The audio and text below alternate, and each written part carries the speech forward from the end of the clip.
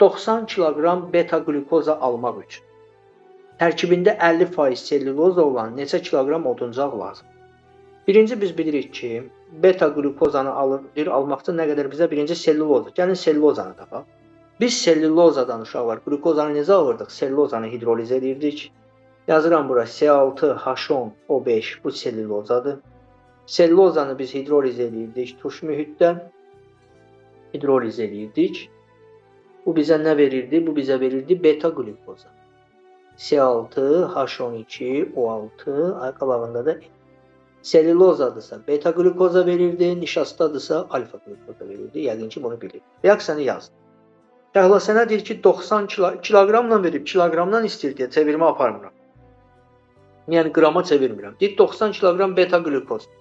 90 yazıram glukozanın üstünə. Glukoza öz emerini hesablasaq uşaqlar. Neçə eləyir glukozanın öz emeri? C6H12O6-nın emerini hesabla 180. Qabağında N var 180 N. Görək nə qədər nişasta lazımdır. X nişastanın da emerini hesablayanda 162-dir. Ayağında N var 162. Tərəf-tərəfə bölürəm uşaqlar. X-in 162-nə 90-ın 180-i. Bu N-lər gedəcək. 90 ilə 182. 2x bərabər 162. X bərabər 81. Deməli, bizə nə qədər selluloza lazım oldu? 81 kiloqram selluloza. Yəni, hamı baxsın.